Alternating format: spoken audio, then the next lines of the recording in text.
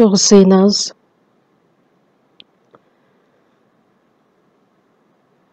Бизди сүйгөн биздин ырайымдуу, ыйык Кудай Ата. Биз бардыгыбыз Кудайдан алыстап күнөөгө баткан, каардуу сотко келе турган адамдардан элек. Бирок бардыгыбызды аяп өз ырайымыбыз менен Ыйса Машаяктын айкаш-чыгашта кадалып төккөн ыйык каны аркылуу биздин күнөөлөрүбүздүн бардыгын түбөлүккө кечирип, биздин эч кандай эмгегибиз жок эле өз ырайымыбыз менен өз балдарыңыз кылып алып, түбөлүктүү асман падышачылыгына бара турган даңктуу үмүт бергениңиз үчүн бардыгыбыз ыраазыбыз. Эми Кудай өзүңүз уруксаат берген бул дүйнөдө мындан аркы жашообузду сиз үчүн жашап, ыйык рухтун жетеги менен дайыма чогуу болуп, биздин алсыз денебизге жардам берип, бир гана сиздин эркиңизди аткарып жашаганыбызга жардам бергениңиз үчүн ыраазыбыз. Бул саатта Ыйса Машаяктын ыйык каны аркылуу куткарылууга ээ болгон адамдардын бардыгы чогулуп, сиздин сөзүңүзгө үйрөнүүгө улуу бул саатты уруксаат бергениңиз үчүн дагы ыраазыбыз. Бул саатта ыйык рухтун жетеги менен чогуу болуп, ар бирибизге керектелүүчү өз ырайымыңызды төгүп берип, ар бир үй бүлөдө, башка жерлерде онлайн аркылуу угуп жаткан бул адамдарга бардыгына өзүңүз чогуу иштеп, жетектеп, керектелүүчү мол ырайымыңызды төгүп бериңиз. Биздин мамлекеттеги жыйындар, ошондой эле дүйнөнүн ар бир бурчунда жайгашкан биздин жыйындарга, кыйынчылыктарга карабастан кызмат өтөп жаткан, жакшы кабарды жакшы таркатып жаткан бардык биздин бир туугандарга руханий жашоодо дагы, денедеги жашоодо дагы дайыма өзүңүз жетектеңиз. Ар бир убакта бизге керектелүүчү өз сөзүңүздү уруксаат берип, биз бара турган жолду ачык кылып көрсөтүп берип, бул саатта дагы биз биле турган өз сөзүңүздү ачып беришиңизди суранабыз. Кимде ким ооруп жаткан болсо, аларга ден соолук берип, кимде ким сыноолордон өтүп жаткан болсо, ар бирине өз ырайымдуу колуңуз менен бекемдеп, бир дагы адам сизден алыстабаганга жардам бериңиз. Бул вируска байланышкан оорулардын бардыгы батыраактан жок болуп, биз мурункудай сизди даңктап жашаганга өз ырайымыңызды төгүп беришиңизди суранып, биздин куткаруучу Ыйса Машаяктын исми менен сыйындык. Аминь.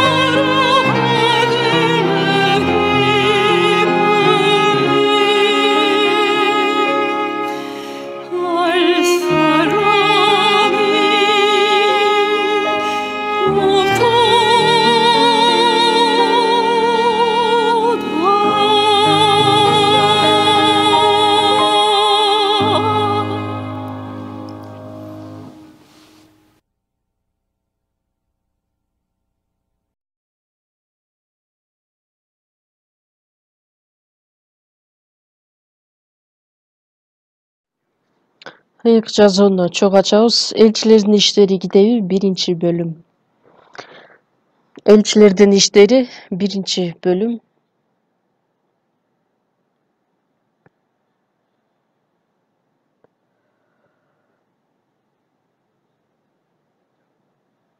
Элчилердин иштери китеби 1-бөлүм 8-аят.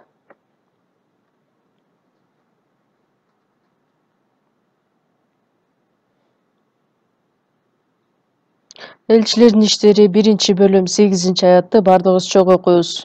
Бирок үстүңөргө ыйык рух түшкөндөн кийин күч аласыңар да Иерусалимде, бүт Жүйүт аймагында, Самарияда, атүгүл бүт дүйнө жүзүндө менин күбөлөрүм болосуңар.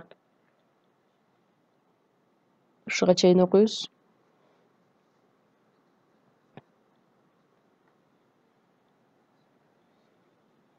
Азыр бет кап кийип,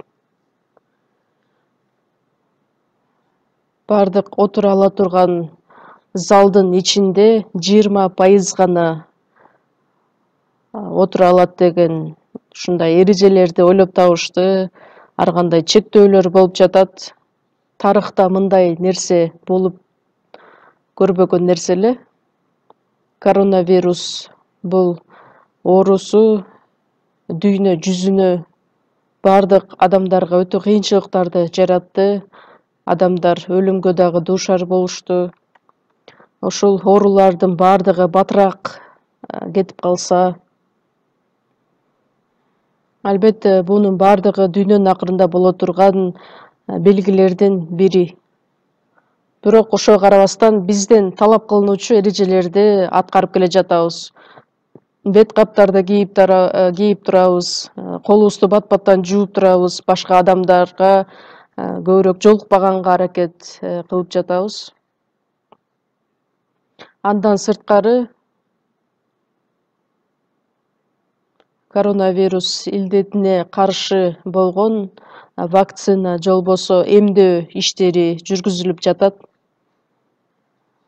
Дүйнө жүзү боюнча адамдардын бардыгы ошол эмдөөдөн өтүп, кайсы мамлекетте эмдөө иши көп болгон учурда, мисалы үчүн Израилде же болбосо Америкада жугуштуу оорулардын саны өтө көп эле, бирок ошо эмдөөнүн негизинде бир аз басаңдап калган учуру. Мен дагы мурунку жумада 1-күнү ошол эмдөөдөн өтүп келдим. Бирок эч нерсе болгон жокмун. Вакцина алсаң, температураң өйдө көтөрүлөт, же болбосо башың айланат, бир нече оорулар пайда болот дейт, бирок менде эч нерсе болгон жок. Мына көрсөтөйүн. Ошол эле күнү эмдөөдөн өткөндөн кийин кечки саатта Инчон биздин жыйында 1 жума бою семинар өтүп келдим. Эч нерсе болуп өткөн жок, кыйынчылык деле жараткан жок. Ошондуктан бардык адамдар батыраак убакытта эмдөөдөн өтө турган болсо, 1, 2 дозасын алып, андан кийин эмдөө бүткөндөн кийин бет кап тагынуунун кереги дагы жок болуп калат. Көптөгөн чектөөлөр дагы чечилет дагы. Биз мурункудай адаттагыдай эле баарлашууда бардыгыбыз биримдикте болуп, семинарларды өткөрүп, конференция дагы өткөрөт элек. Азыр конференция залын өтө чоң кылып, заңгыратып куруп койдук эле, бирок ошол конференция залы ыйлап жаткан учуру. Өтө өкүнүчтүү нерсе. Былтыркы жылы биз дагы ошол конференция өтө албастан эмдиги жылы өтөбүз дедик эле, бирок быйылкы жылды дагы кыйынчылыктар азайбагандыгына байланыштуу быйыл кандайча болот. Ошондуктан баардыгыңыздарды чакырып кетет элем, эмдөөдөн батыраак өтө турган болсоңуздар, бет капты дагы тагынбай калабыз. Мурункудай эркин түрдө баардыгыбыз биримдикте чогулуп, баарлашууда чогуу болот элек, бирок ошол эмдөөдөн өткөндөн эмнегедир баардык адамдар коркот экен. Анткени туура эмес маалыматтарды угуп алышып, көрүп алышып, жалган ошол жаңылыктарды угуп, ишенип алышып, кандай эмдөө болбосун, ар бир адамдын организмине карата ар кандай оорулардын жыйынтыгын көрсөтсө болот. Ошондуктан бул эле эмдөө эмес, башка эмдөөлөрдөн өткөндө деле ошол көрүнүштөрдү байкасак болот. Бирок так ушул коронавируска каршы эмдөөдөн өткөндө кандайдыр бир кыйынчылыктар болот деген мындай сөз туура эмес. Ошондуктан коркпостон баардыгыңыздар өтүңүздөр. Эгерде сиздерде дагы ушундай мүмкүнчүлүк пайда боло турган болсо, эмдөөдөн өтсөңүздөр, өзүңүздөргө эле жакшы болот. Андан дагы биз батыраак жакшы кабарды таркатканга мүмкүнчүлүктөр болот, чектөөлөр жок болот. Анткени бул оору улам узартыла бере турган болсо, анда экономикалык кризиске дагы алып келет, өтө зыянын келтирет. Ошондуктан кандай болбосун, машаякчылардын баардыгы кыйынчылык башыбызга түшкөндө Кудайга таянып, Кудай бизди канчалык сактабасын, бирок бизден талап кылынуучу нерселерди аткарышыбыз керекпиз. Ден соолукту чыңдаш үчүн таза аба менен дем алышыбыз керекпиз, спорт менен машыгыбыз керекпиз, туура пайдалуу тамактар менен тамактанышыбыз керек. Ошондо гана Кудай бизди сактайт, коргойт. Кудайга таянуу менен руханий жашообузда дагы көптөгөн жетишкендиктерге жетишебиз деген ишенимим чоң. Эми бир аз убакыттан кийин бул оору дагы өтүп кетет деген ишеним бар. Биз сиздер менен буга чейин айтып келе жаткан рухка толгула деген тема болмокчу. Улантып айтып келе жатам мен сиздерге. Кудай ал рух, ыйык рух, Кудайдын руху, Машаяктын руху, Кудайдын руху, ыйык рух баардыгы бир маанидеги сөздөр. Байыркы келишимде Израиль эли аркылуу Кудайдын руху иштеп, сөз айтып, Израиль элинин тарыхы аркылуу, тарыхында ар кандай кереметтер, жышаандар аркылуу өз иштерин аткарып келген. Байыркы келишимде көбүнчө эле Израиль эли аркылуу иштеген Кудай Атанын иштерин байкасак болот. Ал эми Кудайдын уулу болгон Ыйса Машаяк адамдын денесинде бул дүйнөгө келип, 33 жыл бою жашап, андан кийин асманга көтөрүлгөн Ыйса. Ыйса Машаяк ыйык рух аркылуу төрөлүп, ал ырайымга толгон элек. Бул дүйнөгө келген Ыйса Машаяк Кудайдын жалгыз уулу катары Кудайдын сөзүн элдерге жеткирип, Ыйса Машаяк аркылуу ыйык рух иштеген. Ыйык рух аркылуу көргө коюлуп, өлтүрүлүп, андан кийин ыйык рухтун күчү аркылуу кайрадан тирилген.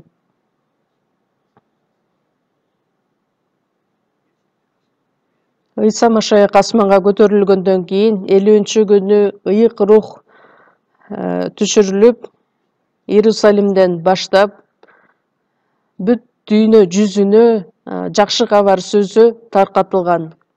Эми бүт Кудайга ишенген адамдардын ичинде ыйык рух иштейт.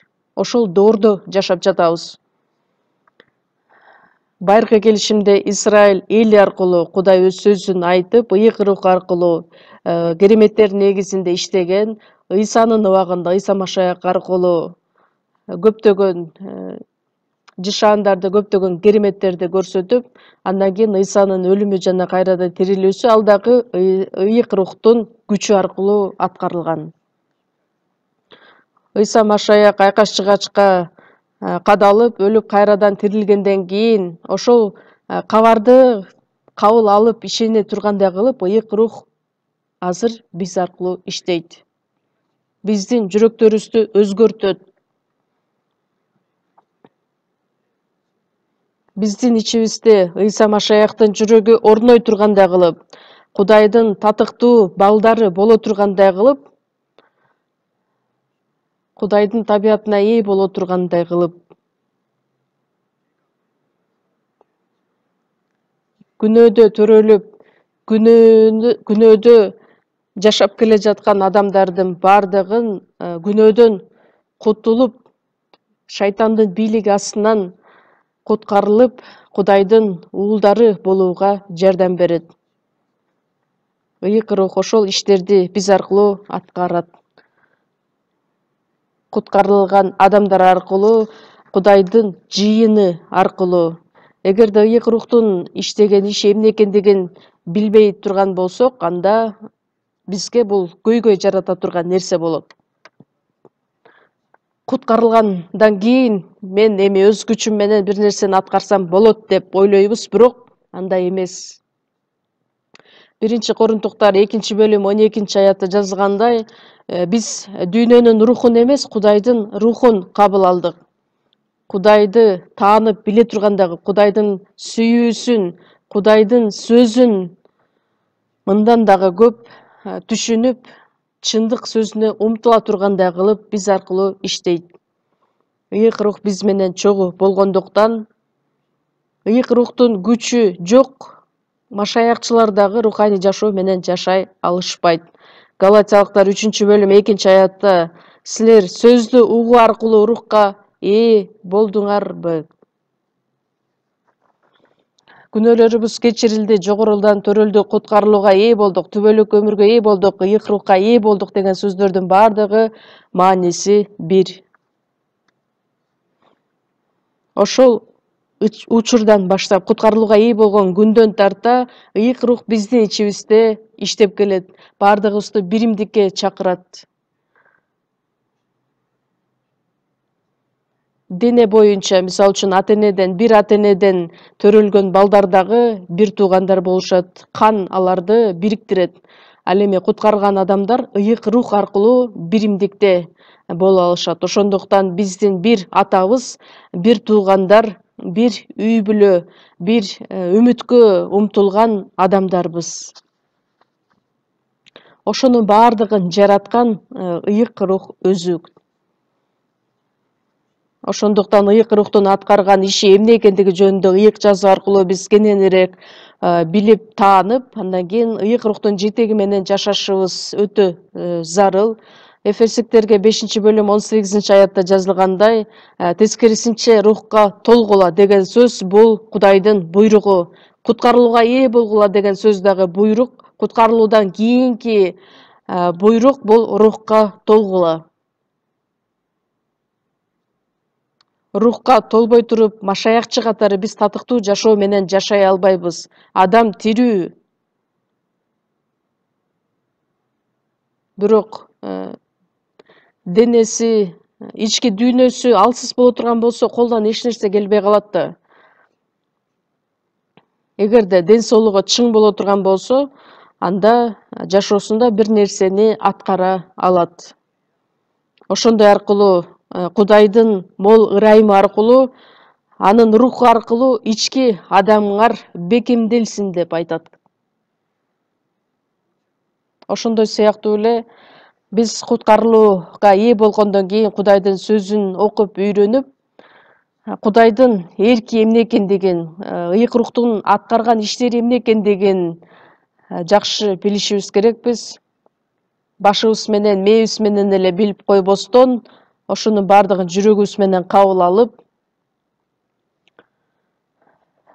иш жүзүндө аткарылбаган болсо, анда биз дагы деле болсо денеге таандык адамдар болуп калаганбыз. Кудайдын руху аркылуу ички адамдарды бекемдегиле дейт. Ошондуктан алсыз боло турган болсок, дүйнөнү дагы жеңе албайбыз, өзүбүздү дагы жеңе албайбыз, шайтанды дагы жеңе албай калабыз. Ошол себептер менен Кудай бизге кайрадан кайталап рухка толгула деп айтат. Ар дайым рухка толушубуз керекпиз. Бардыңыздарда колуңуздарда телефондор бар. Телефондагы ар дайым зарядтын толтуруп турушубуз керекпиз. Заряд отуруп кала турган болсо, анда телефон дагы жараксыз болуп калат, колдоно албай калабыз. Ошондой сыяктуу эле ден соолугубуз чың болуш үчүн ар бир убакытта өз убагында тамактанып, энергия топтоп, спорт менен машыгып, ошондой сыяктуу эле ыйык рухка толуш үчүн биз дагы да болсо туура үйрөнүшүбүз керекпиз. Кээ бир адамдар денеси өтө чоң, өтө күчтүү, баардыгы колуман келет деген өзүнө өзү ишенген адам бар, бирок руханий жашоодо ал өтө алсыз. Корунттагы бир туугандар сыяктуудай, дагы да болсо жаш балдардай. Мээси менен, башы менен баардык нерсени билишет билим түрүндө, бирок жашоосунда анын баардыгы ишке ашырылбайт. Анткени алар өтө алсыз болгондуктан. Ошондуктан ар дайым биз рухка толушубуз керек болот.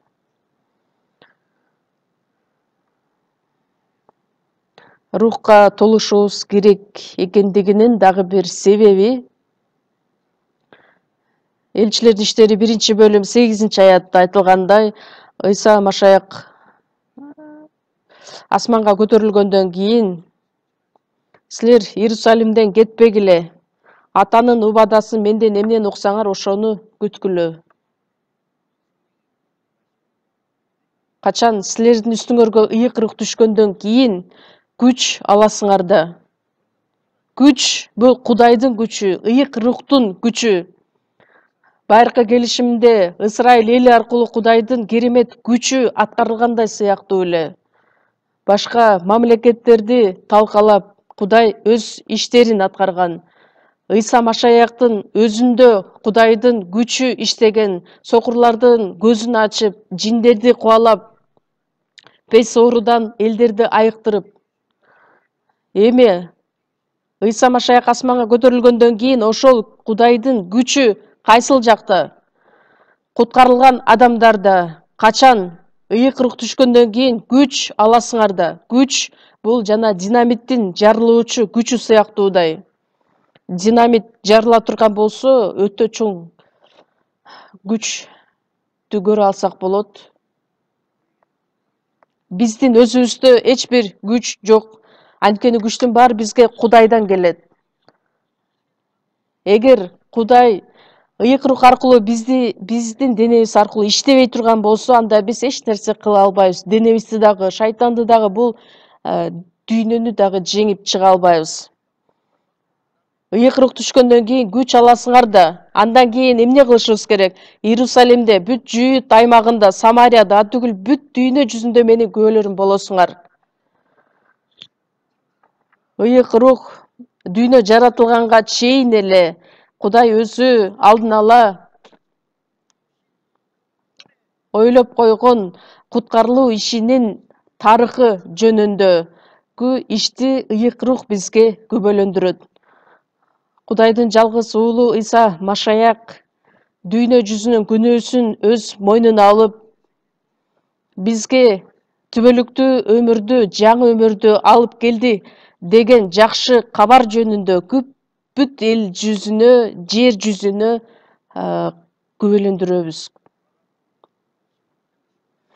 Марк 16-бөлүм 15-аятта бүт дүйнөнү кыдырып бардык адамдарга жакшы кабарды жарыя кылгыла.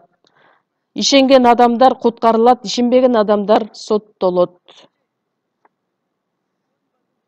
Эми куткарылууга ээ болгон адамдардын бардыгына берилген Кудайдын буйругу деп айтсак болот. Бүт дүйнөнү кыдырып, бардык адамдарга, бүт элдерге жакшы кабарды жарыя кылгыла. Жакшы кабар деген эмне? Ыйса Машаяктын айкашыгачта кадалып, биз үчүн өлгөндүгү, кайрадан тирилип, бизге жаңы жашоо, түбөлүк өмүр алып келгендиги. Тозокко бара жаткан күнөөкөр үчүн түбөлүк өмүр, Кудайдын ырайымына ээ болгон жакшы кабар. Бүт элдерге, бүт жер жүзүнө жакшы кабарды таркаткыла деген Кудайдын буйругу. Кимде ким ошол жакшы кабарга ишене турган болсо, куткарылат, ишенбеген болсо, соттолот. Жакшы кабарды таркаткандан кийин жыйынтыгында адам кабыл алабы же баш тартабы? Анда адам түбөлүк бейишке барат, же болбосо түбөлүк тозокко барат.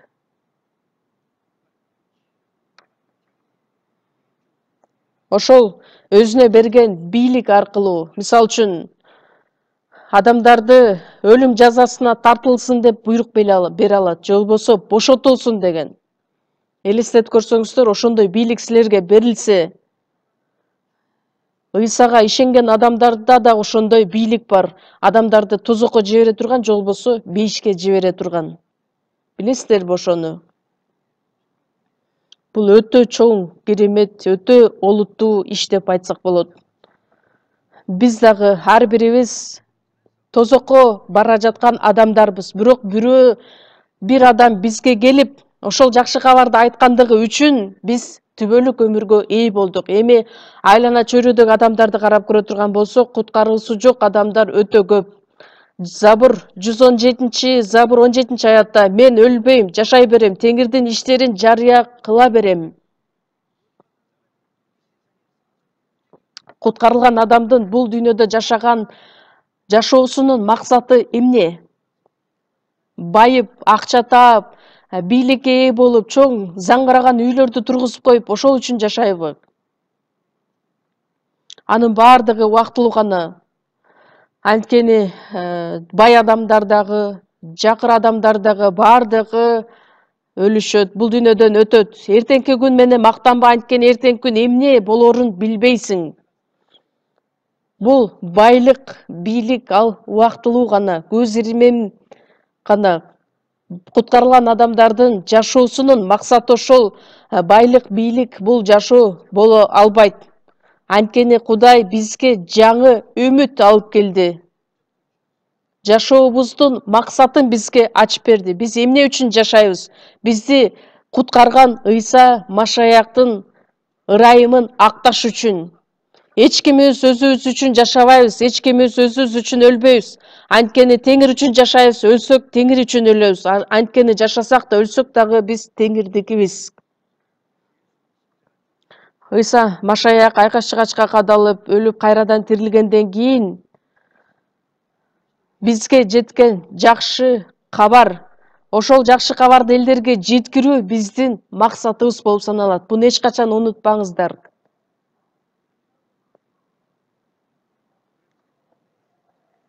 Жакшы кабарды биз элдерге жеткиришибиз керекпиз.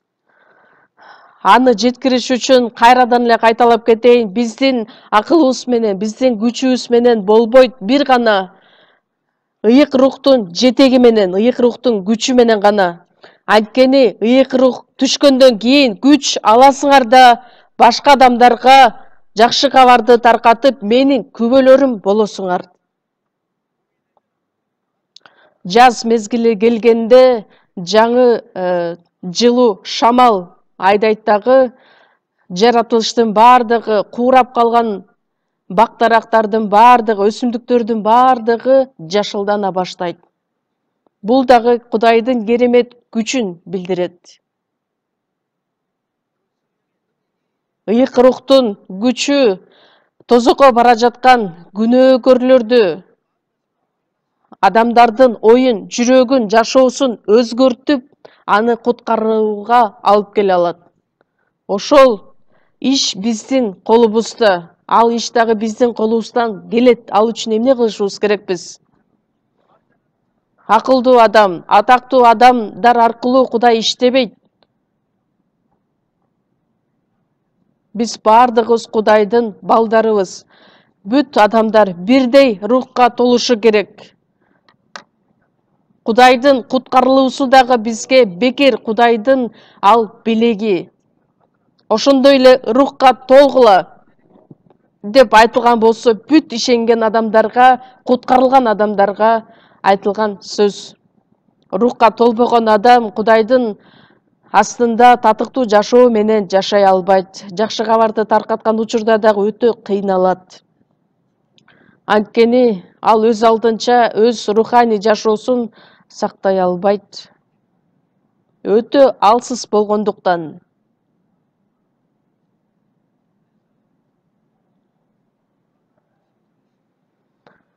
Жакан китеби 20-бөлүмдө 19 аяттан баштап карай турган болсок, кайрадан тирилген Ыйса Машаяк өз шакирттеринин астына келип, колдорун көрсөтөт дагы өзүн күбөлөндүрөт. 3,5 жыл бою Ыйсанын жанында жүргөн шакирттери, көптөгөн кереметтерди көргөн шакирттери айкаш чыгачта мен көп адамдардын күнөөсү үчүн өлүшүм керек, 3 күндөн кийин кайрадан тирилем деп айтып келген, бирок шакирттери ал нерсеге ишене алышкан эмес.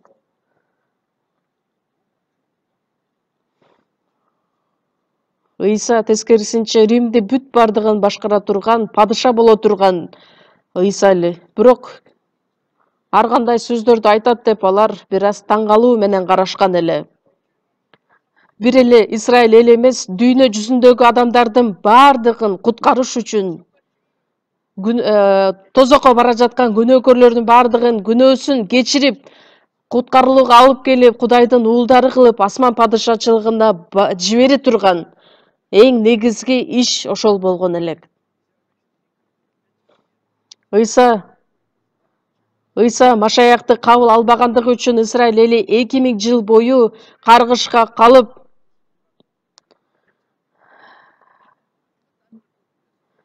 алар өздөрү талкаланышты, бирок Кудай өзү тирүү экендигин көрсөтүш үчүн, далилдеш үчүн Ыйса Машаякты, Израиль элин кайрадан орнотту. 1948 жылы 14 майда Израиль эли кайрадан эгемендүүлүгүн жарыялады. Бул дагы Кудайдын чоң керемет күчү деп айтсак болот. Азыркы күндө дагы дүйнө жүзүндөгү бардык жүйүттөрдү, еврейлердин баарын чогула турган болсок, 60 миллионго жетиши мүмкүн.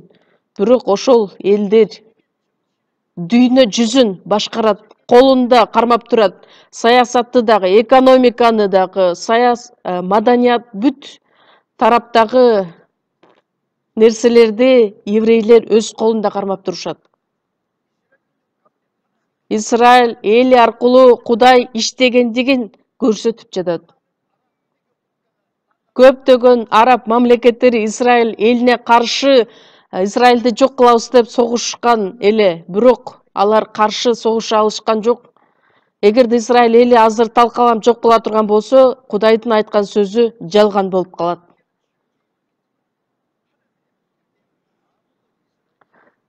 Убагында толугу менен талкаланган, бирок талкаланган Израилди кайрадан орноткон Кудай эми кайрадан аларды талкалабайм дейт.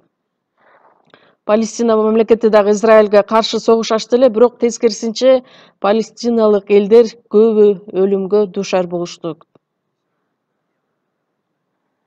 Анткени Израилге каршы чыккан адамга Кудай өзү каршы чыгат. Анын бардыгы Кудайдын сөзү боюнча аткарылат.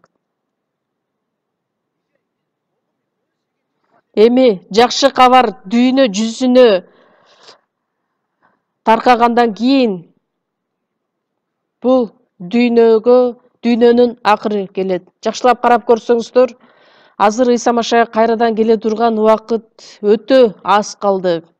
Дүйнөнүн акырында биз куткарылууга ээ болгонубуз, бул дагы чоң керемет. Бирок биздин мойнубузда өтө чоң жоопкерчилик жатат. Анткени көптөгөн адамдарга биз ошого милдеттүүбүз. Өз колун көрсөткөн Ыйса Машаяк, кайрадан тирилген Машаяк. Томас Ыйсага кайрылып эмне деп айтат?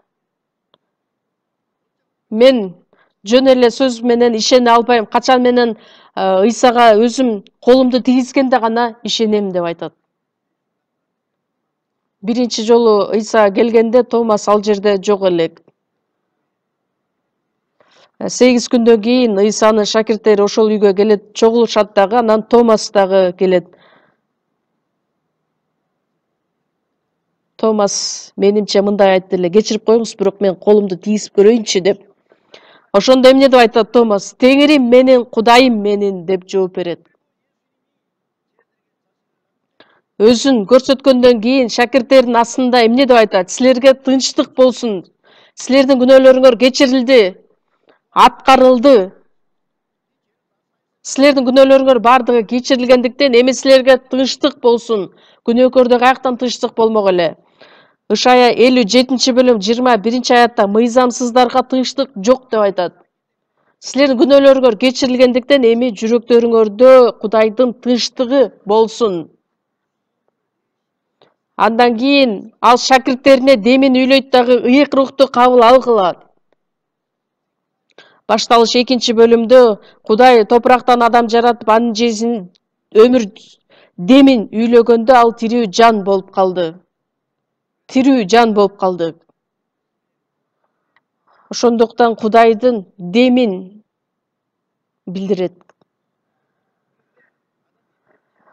Бирок адам ата күнөө кетиргендиги үчүн анын жаны өлүк болуп калды. Кайрадан тирилген Ыйса, Машаяк бизге жаңы жашоону алып келди. Ошондуктан ал шакирттерине демин үйлөп, ыйык рухту кабыл алгыла. Жоготуп алган өмүргө ээ болгула. Андан кийин рухка толгула. Рухка толгондо Кудайдын керемет күчү аткарылат. Силер кимдин күнөөлөрүн кечирсеңер, ал кечирилет. Ал эми кимдин күнөөлөрүн кечирбесеңер, ал кечирилбейт. Күнөөлөрдү кечире ала турган бийлик бир гана Кудайдын колунда. Кудай өз сөзү менен бүт дүйнө жүзүн жараткан, бүт баарын сөзү менен кылды. Бирок күнөө кечирүү иши бир гана сөз менен болбойт. Анткени күнөө үчүн жаза өлүм деген Кудайдын мыйзамы бар болгондуктан. Дене дагы өлүп, жан дагы өлүп, тозокко барышы керек. Ал Кудайдын адилеттүү Кудай экендигин билдирет. Күнөөлөрүңөр кечирилсе, күнөөлөрүн кечирсеңер, ал кечирилет. Илгерки убакыттагы падышалар дагы өздөрүнүн мамлекети үчүн мыйзамдарды жарыя кылышкан. Мисалы үчүн Грецияда бир падыша бар эле. Анын элдери өтө көп күнөө кетиргендиги үчүн ал мындайча каардуу мыйзамды ойлоп табат. Кимде ким ойноштук кыла турган болсо, анын 2 көзү алынсын деген мыйзам ойлоп табат. Анан ошол мыйзам иш жүзүнө ашырылгандан баштап бир нече күндөн кийин ошол падышанын баласын алып келишти. Анткени ал ойноштук кылуу күнөөсүн кетирди. Сен менин баламсың, ошондуктан сенин күнөөң кечирилет деп айтты беле. Эгерде ошентип турган болсо, анда анын тургузган мыйзамы талкаланат. Андай боло турган болсо, ал мыйзамды ким атмармак элек? Байлагыла. Анын 2 көзү алынсын.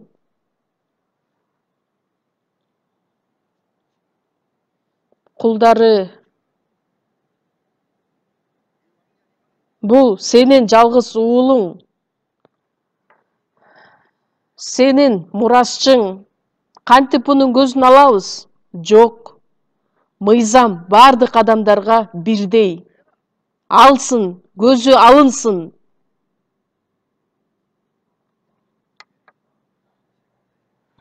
Алып келет да анан найза менен анын бир көзүн алып алышат.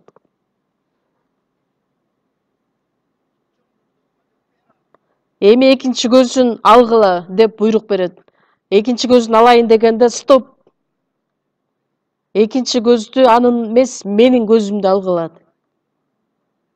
Ким кулдардын ичинен падышанын көзүн алып алсын. Ошол найзаны алат да анан өзүнүн көзүн жулуп салат.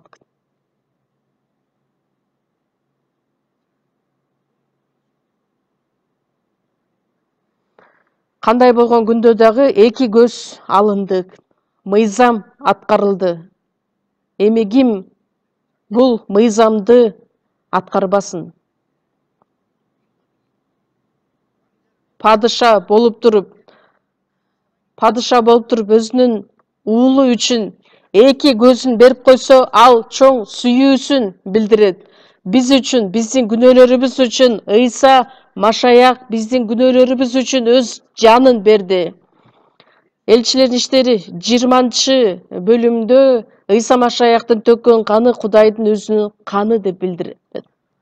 Кудай адилеттүү Кудай болгондуктан кан төгүлмөйүнчө күнөө кечирилбейт деп айтат. Лебилер 17-бөлүм 11-аятта анткени дененин жаны каны, кан төгүлмөйүнчө күнөө кечирилбейт. Жаныбар эмес, эми Кудайдын жалгыз уулу Ыйса өз жанын берип биз үчүн канын төгүшү керек эле. Биздин күнөөлөрүбүздү түбөлүккө кечиргени дүйнө жүзүн жараткандан дагы өтө чоң керемет, өтө чоң иш болуп саналат. Андан чоң иш болбойт. Ошондуктан Ыйса Машаяк кайрадан тирилгенден кийин дүйнө жүзүнүн күнөөсүн бардыгын өз мойнуна алып, эми бир гана шакирттери эмес, бизге дагы айтат: кимдин күнөөлөрүн кечирсеңер, ал кечирилет. Ал эми кимдин күнөөлөрүн кечирбесеңер, ал кечирилбейт. Католиктер аны туура эмес түшүнүктөр менен ал бийликке Петр ээ болгон. Петр өлгөндөн кийин Римдик император Петрдин мурашчысы болгондуктан эми императордон кийин анын поптору бул бийликке ээ болушат деп. Ыйса ушундай мааниде айтты беле. Бүт куткарылууга ээ болгон адамдарга айтылган сөздөр: кимдин күнөөлөрүн кечирсеңер, ал кечирилет. Католиктер эмне деп аны колдонушат? Сенин күнөөлөрүң кечирилди десе, күнөөлөрү кечирилген болот. Күнөөлөрүң кечирилген жок десе, ошол бойдон калат. Жок.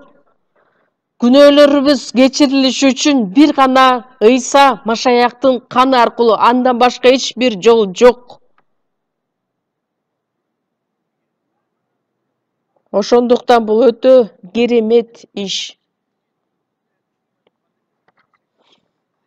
Ыйса Машаяктын каны аркылуу ыйык рухка ээ болгон адамдардын бардыгына ошол бийлик берилет. Анткени ошол жакшы кабарды таркатуу аркылуу биз күнөөкөр адамдарга күнөөсү кечириле турган жолду ачып бере алабыз.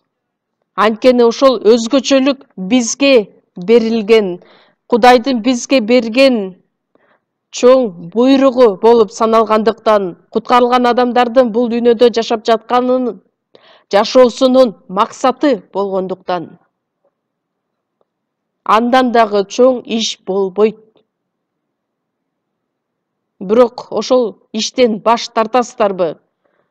Куткарылган адам болуп туруп, жыйынга келип, кетип, бири-бирибиз менен учурашып коюп, кичине ырдап коюп, анан сөз жакшы айтылып атабы, жаман айтылып атабы, элдерди сындап, айыптап, анан бир аз курмандыктарды алып келип коюп, Кудай мейли жакшы кал, эмки жолугушканга чейин деп. Ал бутка табынуучулар менен эмнеси менен айырмаланат?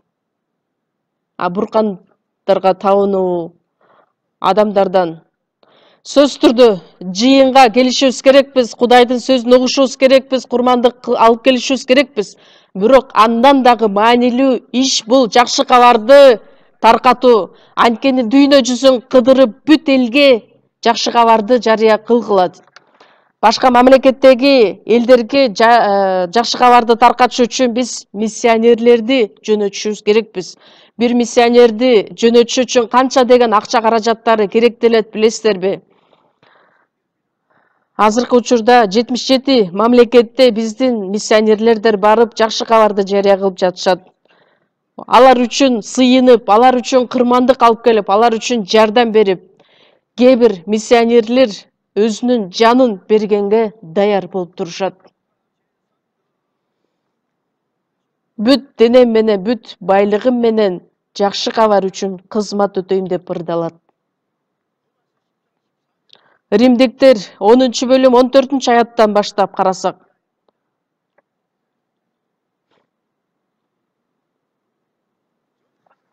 Ага ишенбей туруп кантип чакырышат, ал жөнүндө укпай туруп кантип ишенишет. Таратуучулар жок болсо кантип угушат. Канчалык жакшы кабар болбосун, бирок ошол жакшы кабарды таркаткан, жарыя кылбаган адамдар жок болсо кантип адамдар уга алышат, кантип ишене алышат. Мен дагы куткарылууга келгенге чейин 10 жыл бою өтө тырышчаактык менен Кудайга ишенип жашаган элем, билим менен бардыгын билчүмүн, бирок ошол жакшы кабарды мага жеткирген адам жок эле.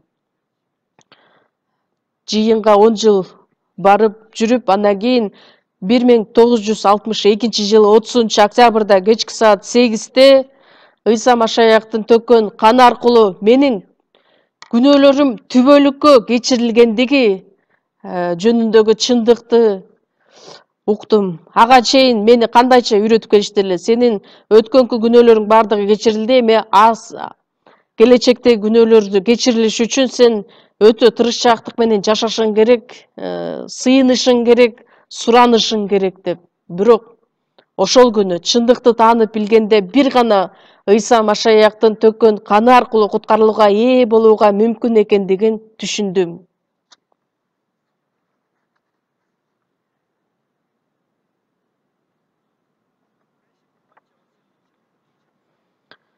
Таратуучулар жок болсо кантип угушат? Жакшы кабарды таратуу үчүн жиберилишпесе кантип таратышат?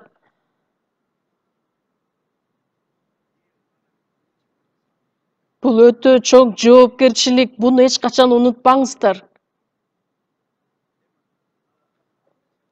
Мен өзүм куткарылууга ээ болсом, менин үй бүлөм куткарылса, ошого ыраазы болуп отуруп калышыбыз керекпи?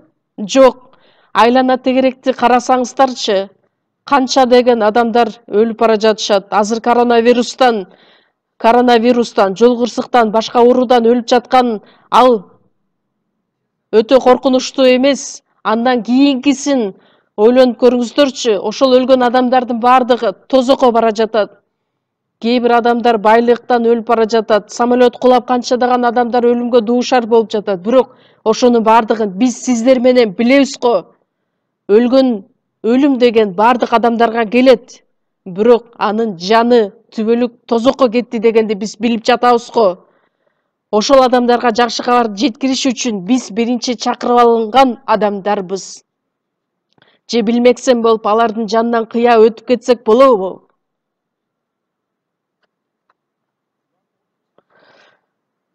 Жакан 4-бөлүм 35-36 карасак, Ыйса шакирттерине карап эмне деп айтат? Талаага көз чаптырып, эгиндерди карагылачы, ал ооруга даяр болуп калды.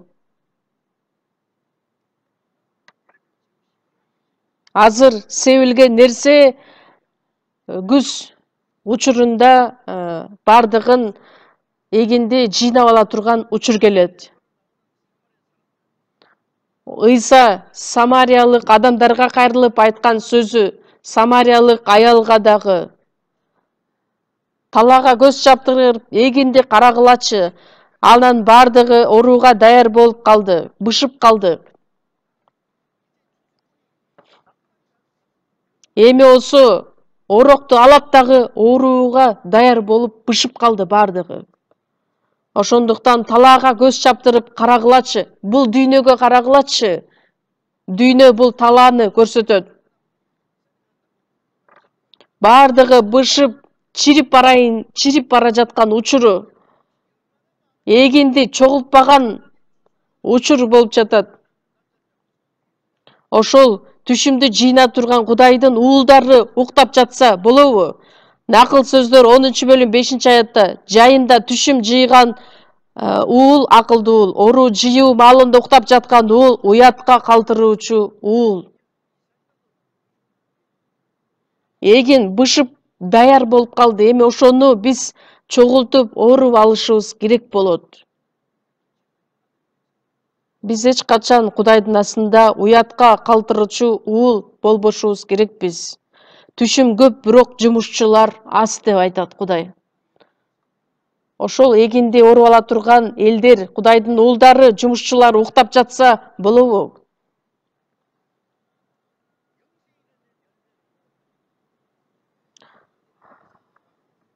Түбөлүк өмүр үчүн түшүп жыйнап жатат.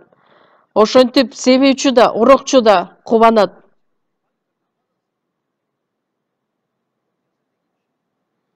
Кудай, Теңир мага кылган бардык жакшылыгын кантип актайм? Өлгөнгө чейин биз аны кызмат кылып, жакшылыгын актай албайбыз. Айылга бара турган болсок, иш аткара турган адамдар аз болгондуктан алдын ала иш акысын беришет. Анткени жумушчулар өтө аз болгондуктан куткарылган адамдар биз акыбызды алдын ала алдык. Анткени түбөлүк өмүр үчүн түшүм жыйнаганбыз. Ошентип себүүчү да, орукчу да кубанат. Себүүчү ал Кудай өзү. Орокчу болсо биз ошол эгинди, бышып калган эгинди ооруп ала турган. 18 кылымда жакшы кабар ушунчалык күч алып турган учурда Кудайдын козусу сепкен үрөндүн бардыгын чогултуп алалы деген миссионерлердин бардыгы ушунчалык күчкө толушуп элдерге жакшы кабарды айтчу эле. Азыркы учурда кандай көрүнүш? Мейли барсак барабыз, барбасак жок деп куткарылууга бир аз адамдар ээ болуп аттагандан кийин Кудай ошону көрүп кубанабы? Ошентип отурсак, адамдар качан куткарылууга ээ болушат? Биз колдон келишинче тырышчаактык менен кызмат кыла турган болсок, көптөгөн эгинди жыйнап алат элек. Бирок алсыз күчүбүз жок болбойт деп отура берсек, ал үчүн рухка толушубуз керекпиз. Кандайча рухка толо алабыз, аны изилдеп көрүшүбүз керекпиз. Жакшы кабарды таратуу үчүн жиберилишпесе кантип таратышат? Биз Кудайдын ошол ырайымын элдерге жеткириш үчүн чакырып алынган адамдарбыз.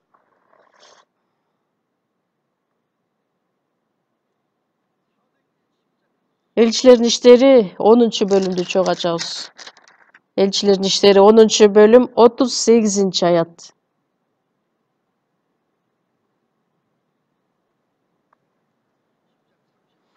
Элчилердин иштери 10 бөлүм 38 аят.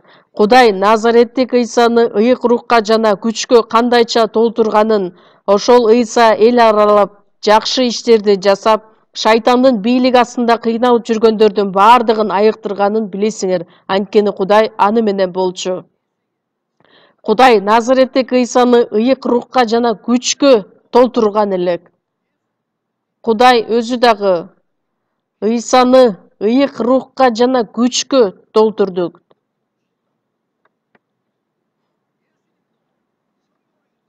Ыйса ыйык рух аркылуу төрөлүп, ыйык рух аркылуу өсүп, ыйык рух аркылуу жакшы кабарды элдерге жеткирип, бардык иштерди ыйык рух аркылуу иш жүзүндө аткарган. Ал элдерди аралап, жакшы иштер жасап, шайтандын бийлиги астындагы кыйналып жүргөн адамдарды айыктырып, пес оорусуна чалдыккан адамдарды куткарып, андан дагы жакшы иш күнөөкөрлөргө асман падышачылыгы жөнүндө сөздү жеткирип, Анын бардыгы ыйык рухтун күчү аркылуу шайтандын бийлигинен куткарылып, Кудайдын бийлигине өткөрүлгөн адамдар. Анткени Кудай аны менен болгон. Матай 28-бөлүм 20-аятта бул дүйнөнүн акырына чейин бардык убакытта мен силер менен чогуу болом. Кудай биз менен чогуу, бул Кудайдын өзүнүн убадасы. Кудай өз убагында Ыйса менен чогуу болгондой эле азыркы учурда Кудай биз менен чогуу. Эмнеден коркосуңар?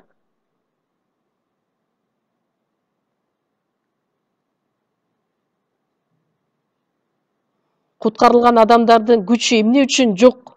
Эптеп-септеп кечирип коюңуздар, бирок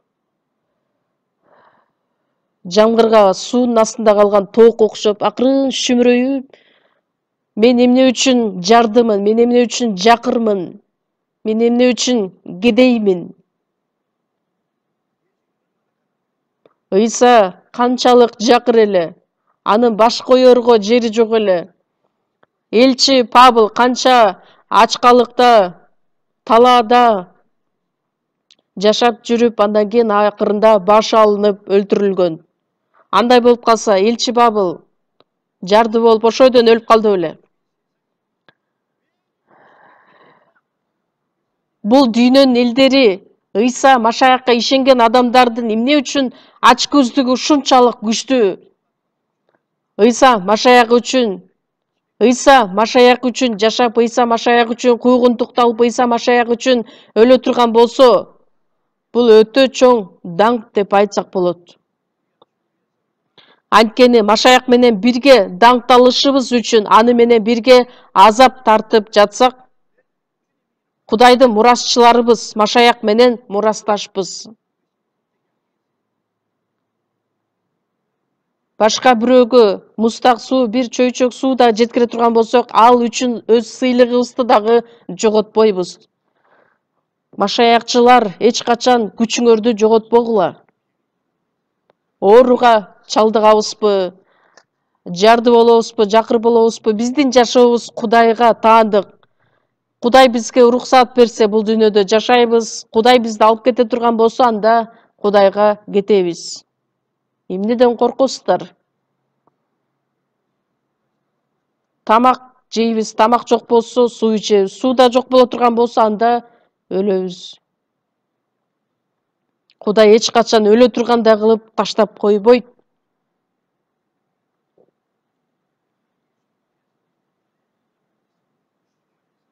Ыйса рухка толгондуктан шайтандын бийлиги астында кыйналып жүргөндөрдүн бардыгын айыктырган элек. Марк китеби 5-бөлүм 25-аяттан 30-аяттарга чейин карап көрсөк, кандай мазмундагы сөздөр жазылат.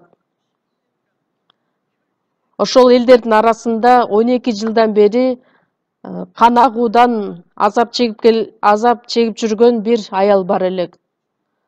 Аны бир дагы дарыгер айыктыра алган жок.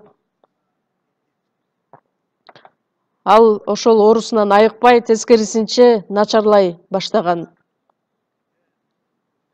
Бирок Ыйса пес ооруларынан дагы айыктырып, сокурларды көзүн ачып, жарык көрсөтүп, баспагандарды бастырып, ошолорду уккан аял андан кийин келет дагы, анын артынан келет дагы кийимине колун тийгизет. Анткени кийимине колумду тийгизсем эле айыгам деген ишеними бар эле.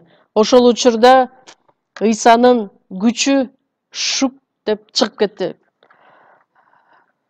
Марк китеби 5-бөлүмдү чогуу ачалы. Марк китеби 5-бөлүм 25-аят. Мен окуп берейин сиздерге. Элдин арасында 12 жылдан бери кан агуудан азап чегип жүргөн бир аял бар эле. Ал көп дарыгерлерге көрүнүп, колунда болгонун бүт түгөткөн, бирок оорусунан айыкпай абалы начарлай берген. Ыйса жөнүндө уккан бул аял көпчүлүктү аралап өтүп, анын артынан келип кийимине колун тийгизди.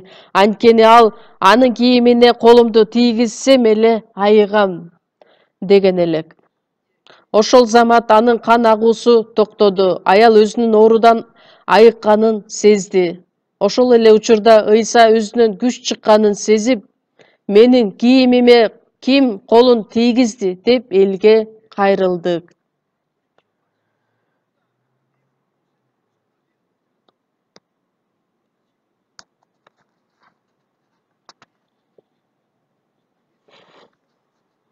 Ыйсанын кийимине колумду тийгизсем эле айыгам деген ишеними бар элек. Ошол учурда ал айыкты. Ыйсанын өзүнөн күч чыкканын сезет дагы, ким мага колун тийгизди деп сурайт. Ыйса билбегендиги үчүн сурадыбы? Куткарылган адамдар сөзсүз түрдө куткарылгандыгы жөнүндө күбөлөндүрүүсүн айтышы керек. Анда аял чындыгында болгондой айтып берди. Лука 6-бөлүмдү дагы ачабыз. 19-аят. Лука 6-бөлүм 19-аят. Бардыгыбыз чогуу окуйбуз. Элдин баары Ыйсага колдорун тийгизүүгө аракет кылып жатышты. Анткени андан чыккан күч бардыгын айыктырып жатты. Элдин баары Ыйсага колдорун тийгизүүгө аракет кылып жатышты. Канча деген оорулардын бардыгы, оорулуу адамдардын бардыгы келип ага кол тийгизүүгө аракет кылышты. Анткени андан чыккан күч бардыгын айыктырып жатты. Кол тийгизсек эле биз айыгабыз деген ишеними болгондуктан. Азыр ошол Ыйсанын ичиндеги болгон күч каякта? Ыйса асманга көтөрүлгөндөн кийинки күч азыр Кудайдын жыйынында, биздин ичибизде. Жакан 14-бөлүмдү ачабыз. Жакан 14-бөлүм 12-аят. Жакан 14-бөлүм 12-аят.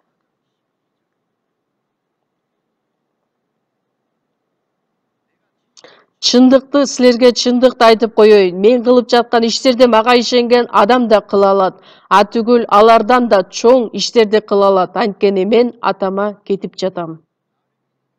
Мага ишенген адамдар мен жасаган иштерди кылат. Атүгүл алардан да чоң иштерди кыла алат. Андан да чоң иштерди кылат. Анткени мен атама кетип жатам. Бул эмнени билдирет? Ыйса Машаяк көтөрүлгөндөн кийин асманга ыйык рух келет дагы, ыйык рухтун күчү аркылуу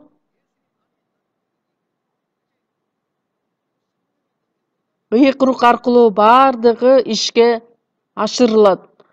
Ыйса Машаяк дагы ыйык рухтагы күчкө толгондуктан иштерди аткара алган. Мен атама кетип жатам. Атасына кеткенден кийин ыйык рух келет дагы. Элчи Петр дагы өлүп калган адамды тирилткен. Элчи Павел дагы пес оорудан айыктырышкан. Денесин айыктырганы менен бир убакыттан кийин ал адам кайрадан өлөт. Бирок андан дагы чоң иш эмне? Кылмыштардын жана күнөөлөрдүн айынан өлгөн силерди тирилтти. Эфестиктерге 2-бөлүм 1-аятта. Песке окшогон күнөө оорусун таптаза кылып, тазалап, тозоктун түпкүрүнө түшө турган адамды куткарып алып, сокур адамдын көзүн ачып, куткарылган учурда анын руханий көзү ачылат. Мисалы үчүн кичинекей бир гүлдү карай турган болсок, эмнени байкайбыз? Сонун экен. Ким жаратты? Албетте Кудай жаратты. Мисалы үчүн мен бир кичинекей гүлдү дагы карасам, Кудайдын сүйүүсүн көрө алам. Бизди канчалык Кудай сүйдү. Кичинекей чымчыктарды дагы, асманды карай турган болсок, Кудайдын ушунчалык улуу сүйүүсүн, улуу кереметин байкасак болот. Анткени дүйнөдөгү жаратылган бардык жаратылыш Кудайдын сүйүүсүн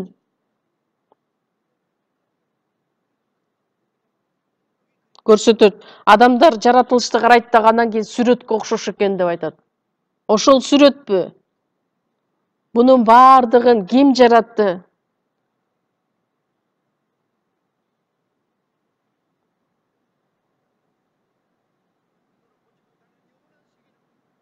Көзүбүз менен көрө албаган нерсени биз эми көрүп баштайбыз.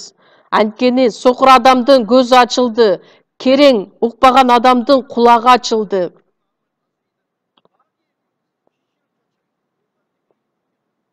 Куткарылган учурда шайтандын бийлиги астынан куткарылып чыккан адамдарбыз. Ыйса Машаяк Израиль жеринде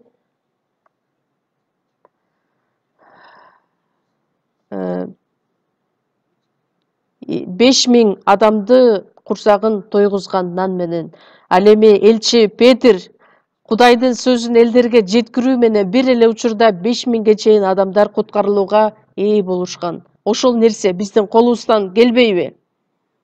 Кудай өзү биз аркылуу иштеп жатса, эмне үчүн ал мүмкүн болбойт?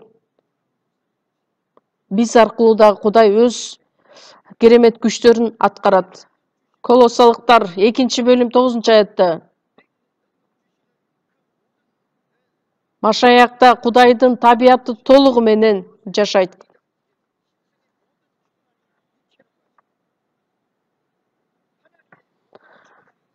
Кудай мага берген күч, кубат аркылуу бардыгын кыла алам. Машаякта Кудайдын табияты толугу менен болгон. Эми ошол биздин ичибизде жашайт.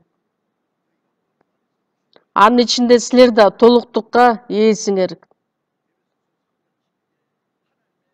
Эфестиктер 3-бөлүм 19-аятта акыл жеткис ошол сүйүүнү таанып билишсин, Кудайдын толуктугуна толушсун деп сыйынам.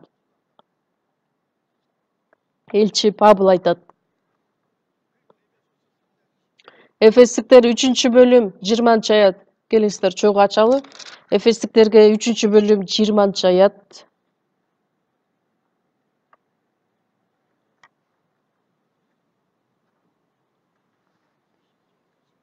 Эфестиктер 3-бөлүм 20-аят. Биздин ичибизде күчү менен аракеттенип жаткан, сураганыбыздан да же ойлогонубуздан да артык кыла ала турган Кудай. 19-аятта акырында Кудайдын толуктугуна толушсун деп сыйынам. Кудайдын толуктугу эми биз аркылуу иштейт. Биз сураганыбыздан же ойлогонубуздан да артык кыла ала турган Кудай. Биз эмнени сурайбыз Кудайдан? Бай бололу деп суранабызбы? Бул дүйнөдө эмнени сурайбыз? Эмнени каалайбыз? Биздин эң эле чоң ойлогонубуз, суранганыбыз бир адам, жок дегенде бир адам куткарылууга ээ болуп калсын. Ошол үчүн жүрөгүбүз менен кайгырып, өзүбүздү ошол нерсеге арнайбыз. Биздин суранганыбыздан да, ойлонгонубуздан да артык кыла ала турган Кудай. Бул сөздү угуп жатып мен өтө чоң күчкө толдум. Анткени куткаруу алган күндөн тартып куткаруу алдым десем, адамдар ой сен текеберленип кеткен адамсың. Куткарылууга ээ болгонун кантип билесиң? Өлүп көргөндөн кийин баары билинет деп. Бир гана Кудай билет. Сен каяктан билмегелең деп элдер ишенишкен эмес. Ырайымга ээ болуу, жогорудан төрөлүү, куткарылууга ээ болуу, бунун бардыгы мааниси бир сөздөр. Бирок Пилигрим деген пастор стадионго элдерди бардыгын чогултуп алып, силер машаякчылар куткарылууга ээ болушуңар керек, жогорудан төрөлүшүңөр керек деп.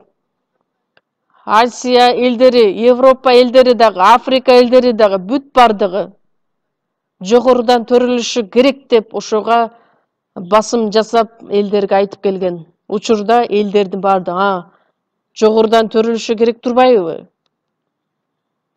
Мага окшогон адамдар айтса укпай, андан кийин кебетеси аябай жашынакай, бою узун, көзү көк адам келип жарыя кылып жатса, жогорудан төрөлүшүбүз керек турбайбы деп, анан ошол учурдан баштап жогорудан төрөлүш керек деген сөз модага айланып кеткен элек. Мен ишенгендиктен жогорудан төрөлдүм, жогорудан төрөлгөндүктөн ишендим деп акырын айтсаңыздар шашпай. Ошол дагы чоң көйгөй. Куткарылуусу жок туруп, куткарылган адам сыяктуу жашаган адамдар. Куткарылбай туруп, куткарылган адам катары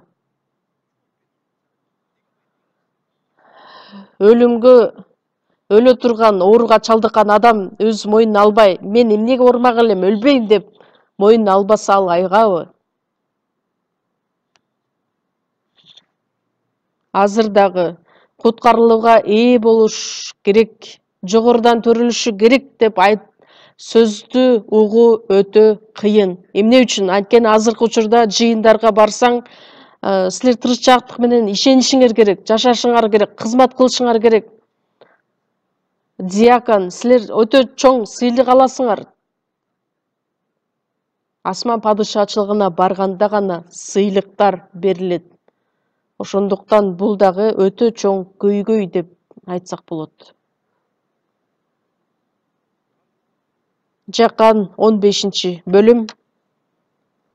Жакан 15-бөлүм. 26 аят. Жакан 15-бөлүм 26-27 аяттарды окуйбуз. Мен силерге сооротуучуну жиберем. Атамдан чыгып келе турган ал чындык руху келгенде силерге мен жөнүндө күбөлөндүрөт. Силер да күбөлөндүрүлөсүңөр, анткени башынан бери менин жанымда болдуңар.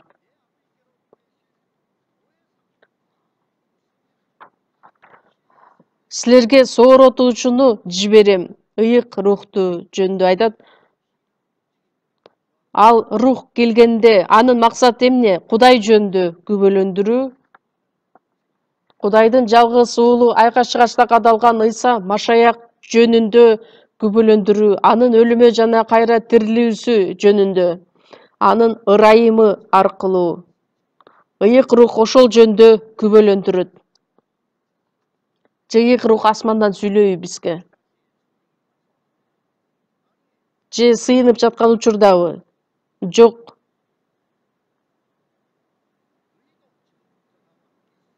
Силер да башынан бери менин жанымда болдуңар. Бул Ыйсанын шакирттери жөнүндө айтылат. Куткарылууга ээ болуп, жакшы кабарды кабыл алган адамдардын бардыгы ыйык рухка ээ болушат дагы, ыйык рухка ээ болгон адамдардын бардыгы жакшы кабар тарката алышат. Ал аркылуу, ошол куткарылган адамдар аркылуу Кудай өзү күбөлөндүрүлөт.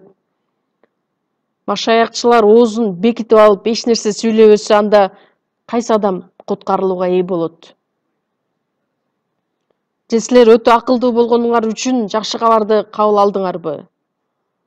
Бизге дагы бирөө бул жакшы кабарды жеткирбесе, биз кантип жакшы кабарды угуп кабыл алат элек?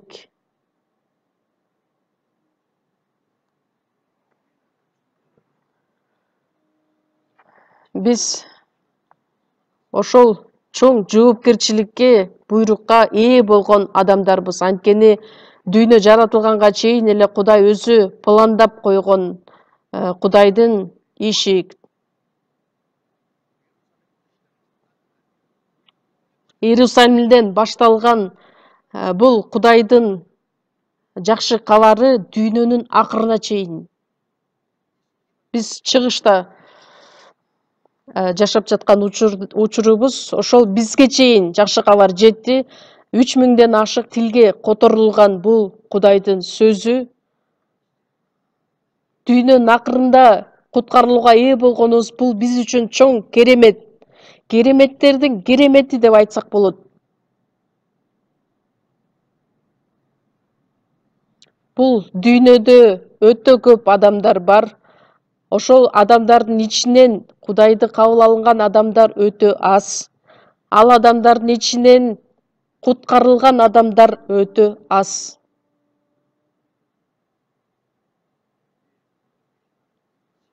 Биз сураганыбыз дагы, ойлогонубуз дагы эмне жөнүндө ойлонушубуз керекпиз? Бир адам дагы куткарылууга ээ болуп калса экен да, ойлонсок дагы, уктасак дагы, турсак дагы дайыма ошол жөнүндө ойлонушубуз керекпиз. Кээ бир адамдар эмне деп ойлошот? Эмне кылсам байлык табам, канча акча тапсам экен, каяка саякатка жөнөтсөм экен. Жаныбарлар дагы ошону ойлонушат. Кантип курсакты тойгузсак экен деп. Эмне экендигин атак даңктуу, бирок акылсыз адам өлө турган жаныбарларга эле окшош болуп калат. Биз Кудайдын астында өтө даңктуу адамдарбыз. Анткени бизге Кудай өз даңктуу үмүтүн берди.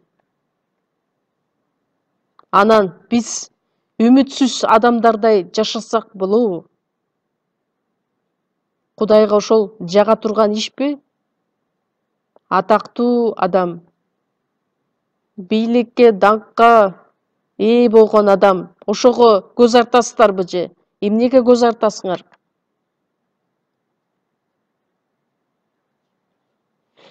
Бай адам тозокко кетти деген сөз бар. Лазарь болсо асман падышачылыгына кетти деген. Ыбрайым ошол бай адамга эмне деп айтат? Сен өзүңдүн үлүшүңдү жашооңдо алгансың, ошоңду эстечи. Ал эми Лазарь бул жерде сооронууда, а сен азап чегүүдөсүң. Мен буну менен акча таап, байлыкта жашаганыбыз ал күнөө деп айткым келген жок. Машаякчылар кандай болгон күндө дагы Лазарь деген анын ысымы ыйык жазууда жазылган, калтырылган. Бай адамдын аты жазылган жок. Лазарьдын аты эмне деген? Кудай менин жардамчым. Забыр 38-бөлүм 7-аятта адам элес сыяктуу жүрөт, бекер түйшүк тартат, дүйнө жыйнайт, анысы кимге каларын билбейт. Лазарь эмнени билдирет? Кудай менин үмүтүм, Кудай менин жардамчым, менин сооротуучум дегенди билдирет. Дөөт падыша дагы атактуу падыша эле, бирок ал дагы Кудайга кайрылып айтат, менин бир гана үмүтүм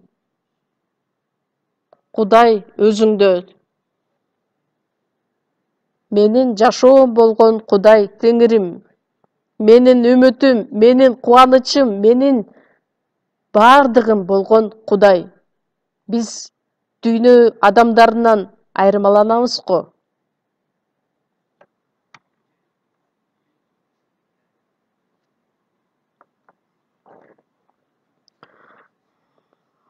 Биз дагы Кудайдын иштерин аткарыш үчүн рухка толушубуз керекпиз. Элчилердин иштери 2-бөлүмдү чогуу ачабыз. Элчилердин иштери 2-бөлүм 4-аят. Элчилердин иштери 2-бөлүм 4-аятта.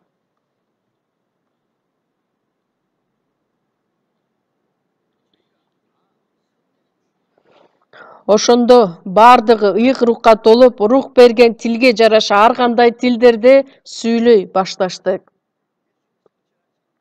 Ыйса Машаяк асманга көтөрүлгөндөн кийин Иерусалимде 120 адам чогулуп, чогуу сыйынышкан.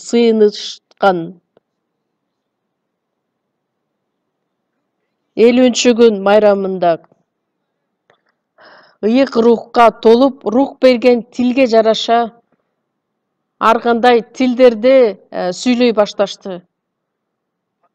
Ар кандай тилдерде деген сөз Бабыл мунарасын тургузганда ар кандай тилдер пайда болуп, бири-биринен чачырап кетишкен эле. Ыйык рухка толгон күндө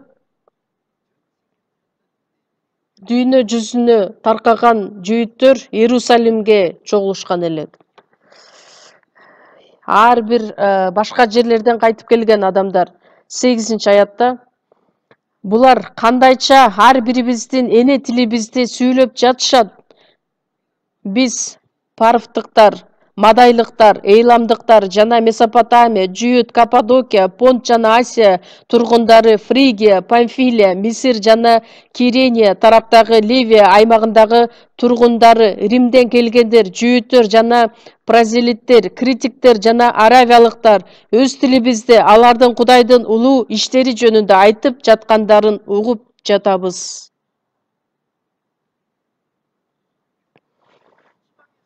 Елестетип көрсөңүздөр, ар бир тараптан келген адамдардын бардыгы котормосу жок эле. Элчилер Кудайдын сөзүн айтып жаткан учурда ар бири өз эне тилинде угуп жатышты.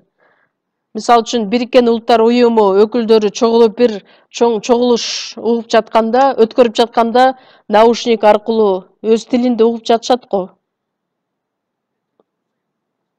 Котормо жок.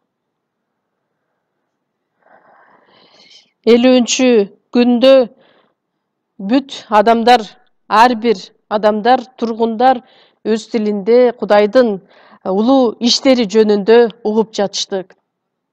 Эми азыркы учурда дагы бүт дүйнө жүзүнө жакшы кабарды уга тургандай кылып, ыйык жазуу китеби бүт тилге которулган.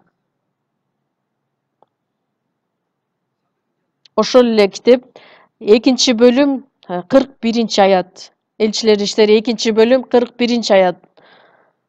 Ошондо анын сөзүн чын жүрөктөн кабыл алгандар сууга чөмүлдүрүлүштү. Ошол күнү аларга 3000ге жакын киши кошулду.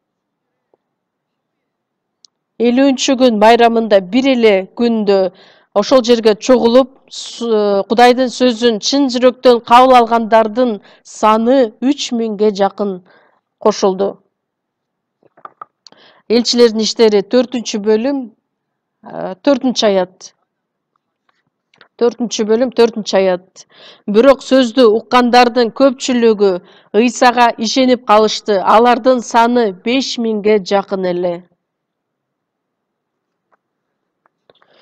50-күндөн баштап бир күндүн аралыгында эле жүйүттөр кандай өзгөчөлүккө ээ болушкан адамдарды санаганда алар биринчиден эркек кишилерди гана санайт.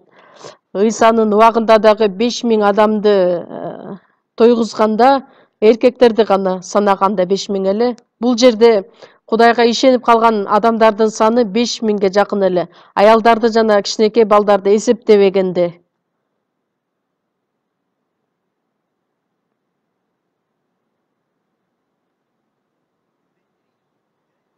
Жүйүттөр айкаш-чыгачка каталган Ыйса Машаяк жөнүндө мына силер айкаш-чыгачка кадаган Ыйсаны Кудай теңир кылды. Көптөгөн адамдар жакшы кабарды угуп ишенип калган учурда аларда коркунуч пайда болду дагы, элчилерди түрмөлөргө камап болду, токтоткула, айтпагыла дегенде элчилер эмне деп айтты эле? Силер дагы туура чечим чыгарып көргүлө. Кудайдын сөзүн укканыңар жакшыбы же адамдардын сөзүн уккан жакшыбы?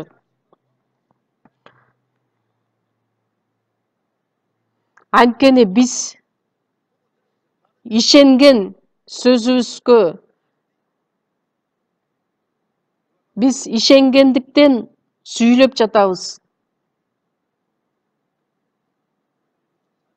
2-Корунтуктар 4-бөлүм 13-аятта дагы мен ишенгем, ошондуктан сүйлөдүм деп жазылган. Ошол эле ишеним рухуна ээ болгон биз да ишенебиз, ошондуктан сүйлөп жатабыз. Бул элчилерге гана тиешелүү сөздөр эмес. Ыйса Машаяк Томаска эмне деп айтты эле? Сен мени көргөндөн кийин ишенип жатасың. Көрбөй ишенгендер бактылуу. Биз дагы Ыйса Машаякка руханий көзүбүз менен аны көрүп, ишенип, эми биз айтпай кое албайбыз. Анткени биз дагы ошол ишенимге ээ болдук. Ишенгенибиз үчүн ал жөнүндө сүйлөп жатабыз. Биздин оозубузду ким жаба алат? Дагы бир жерди ачабыз. Элчилердин иштери 4-бөлүм 31-аят. 4-бөлүм 31-аят. Ушинтип сыйынып бүтүшкөндө алар чогулган жер солкулдап кетти. Баары ыйык рухка толуп Кудайдын сөзүн тайманбастык менен айта башташты. Куугунтуктар уламдан улам күчөй баштады. Эгерде Ыйсанын ысымынан айта турган болсоңор, силерди жөн койбойбуз. Силерди өлтүрөбүз деп коркута башташкан. Ошондо элчилер, машаякчылардын бардыгы чогулуп Кудайга сыйынышты.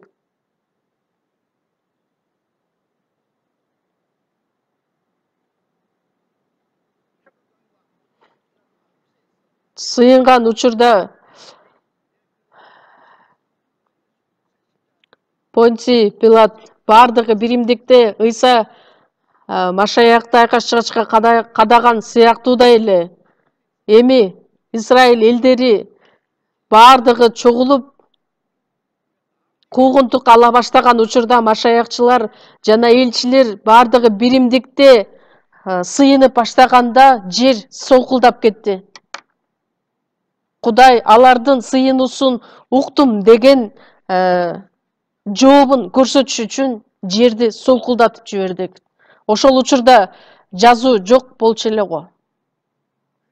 Ошондуктан Ыйсанын өзүнөн түздөн түз уккан сөзүн элчилер элдерге сөздү жеткирип жатты. Кудай алар менен чогуу экендигин, Кудайдын күчү иштеп жатканын көрсөтүш үчүн жерди солкулдатып жиберди. Ошондо ыйык рухка толуп, Кудайдын сөзүн тайманбастык менен айта башташты. Кайраттуулук менен бүт Иерусалим жеринде, Жүйүт жергесинде, Асияда, бүт Европада, Римге чейин кайраттуулук менен, тайманбастык менен күчкө толуп айта башташкан. Ыйык рухка толгондуктан, рухка толгон адам өтө чоң кереметтерди көрө алат. Эгерде бул жерде отурган адамдарды бардыгы рухка толо турган болсок, менимче дүйнө жүзүн өзгөртө ала турган өтө чоң кереметтер болот. Аны каалабайсыздарбы же? Бардыгыбыз биримдикте аракет кылып көрсөк болбойбу? Биз аркылуу Кудай өзү иштейт. Албетте азыр дагы Кудайдын керемет иши аткарылып жатат. Азыркы учурда биздин жыйындарыбыз Кореяда эле 221 жыйын, дүйнө жүзүндөгү 78 мамлекетте 780ден ашык биздин жыйындар бар. Өтө өсүп, өнүгүп жыйындар уламдан улам пайда болуп жатат, бирок ошого мен ыраазы болуп токтоп калбайм. Эгерде Ыйса Машаяк мындан 10 жыл кийин келе турган болсо, мындан дагы чоң Кудайдын керемет иштерин көрө алсак болот. Бирок 10 жылга чейин созбой эле бир нече жылдын ичинде өтө чоң кереметтерди дагы Кудай аткара алат. Эгерде биз рухка толо турган болсок, ал үчүн чогуу сыйынышыбыз керекпиз. Ошол жакшы кабар үчүн күйүп турган отту өчүрбөстөн Жеремия пайгамбары 20-бөлүмдө эмне деп айтат? Теңир жөнүндө адамдардын эсине салбайм, мындан ары анын атынан сүйлөбөйм деп ойлодум. Бирок Теңирдин сөзү жүрөгүмдө, менин ичимде алоолонгон оттой болду. Мен аны ичимде ката албай калдым, анткени катып жүрүп кыйналып бүттүм деп айтат. Биз дагы ошондой сезимге ээ болушубуз керекпиз. Ошол жүрөгүбүз менен, каалообуз менен жакшы кабар үчүн кызмат кыла турган болсок, Кудай мындан дагы чоң кереметтерди көрсөтөт. Бүгүн ушуга чейин айтайын, биз аткара турган иштер өтө көп. Албетте биз өз күчүбүз менен, акылыбыз менен кыла албайбыз. Бир гана Кудайдын күчү, ыйык рухтун күчү аркылуу рухка толушубуз керекпиз. Рухка толушу үчүн эмне кылышыбыз керек? Мындан дагы көп үйрөнөбүз, чогуу сыйынабыз. Биздин ырайымдуу Кудай Ата Иерусалимден башталган бул жакшы кабар дүйнөнүн акырына чейин бүт адамдарга жеткирилип, биз сиздин шакирттериңиз болуп, дүйнөнүн акырында жашаган, чыгышта жашаган Корея мамлекетине чейин жетип, эми биз аркылуу бул жакшы кабар көптөгөн адамдарга жеткирилип, адашкан адамдардын бардыгына жеткирилип, бизге тапшырылган Кудайдын кереметтүү бул ырайымын, үмүтүн бүт адамдарга жеткирип, чоң сиздин керемет иштериңиз аткарылганга жардам бериңиз. Ал үчүн биз өз күчүбүз менен аткарууга өтө алсызбыз. Бир гана ыйык рухтун жетеги менен рухка толуп, бизди өз иштериңиз үчүн колдонуңуз. Адашкан адамдардын бардыгы сиз аркылуу куткарылууга келишине жардам бериңиз. Биздин мамлекеттеги жыйындар, дүйнөдөгү бардык жыйындар биримдикте бул дүйнөнүн акырында бир гана сиз каалаган иштериңизди аткарууга жардам бериңиз. Биздин куткаруучу Ыйса Машаяктын исми менен сыйындык. Амин.